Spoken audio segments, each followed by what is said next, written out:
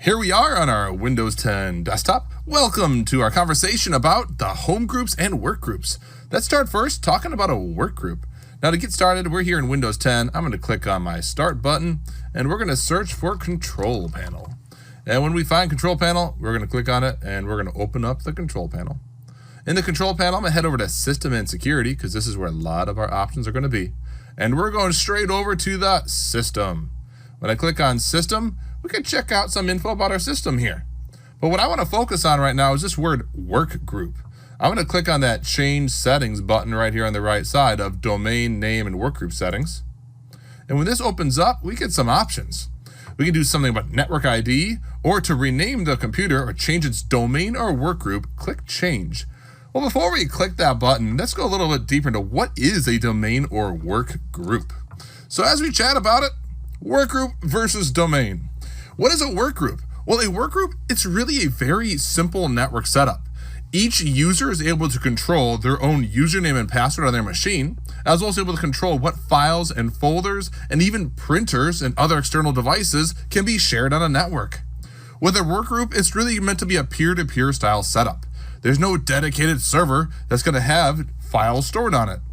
So, work group and domain?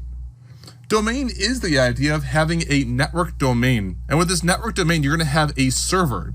And this server can be your centralized place to house files and folders, even attached printers. This server as well can control all your username and password accounts, where a user can travel anywhere in the business, sit down on any computer, and log in with their credentials, which are being logged in on this server.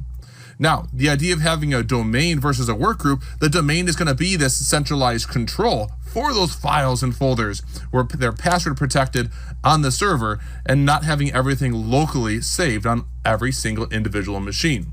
This is much easier to manage in the long run. It's just a little more complex to set up than our original idea of just a work group where users control their own files, their own folders, their own user accounts, and their own attached devices plugged into their machines.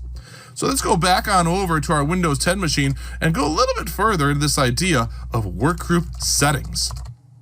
So in our Windows 10 machine, if we wanted to join a workgroup and be able to easily share files and folders with other computers, we would go ahead and click this Change button.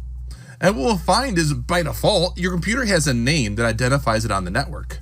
Also, the default workgroup we see here in Windows 10 is just workgroup. And here it is in all caps.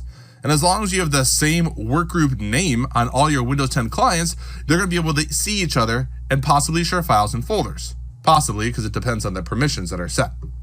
So if we wanted to change it, I can go ahead and change this to work domain, but it's going to tell me to do something after I click OK. And what it wants, it's going to want you to do a reboot. So welcome to the workgroup domain workgroup. Click OK, and yeah, you've got a reboot for that to take effect. Now, it's not a good idea for you to change that unless you need to. Keep it as the default of workgroup.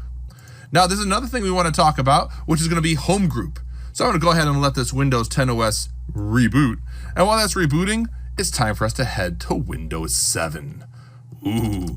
Well, with Windows 7 and Windows 8, and also the early release of Windows 10, they all supported something known as home group. Now, the idea here of home group is it's supposed to be an easy method for us to share files, folders, and guess what? Attached printers with other people on your same local network. This idea of home group also was not really meant for business. It did beautifully for Windows 7, Windows 8, and then the beginning of Windows 10 it was there, but then it's been removed in Windows 10. So what I can do in my Windows 7 machine here is I can choose what I want to share with other people on my home group.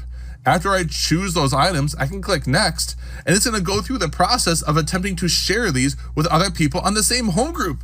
And the only restriction is this simple password. So I would go ahead and click Print Password and Instructions, and then I would have other computers attached to the same home group and utilize this same password so that we can all be joined and shared our files, folders, and even our attached printers. So take some time and practice with your workgroup domain and home group settings and get comfy with it so you can become that IT professional.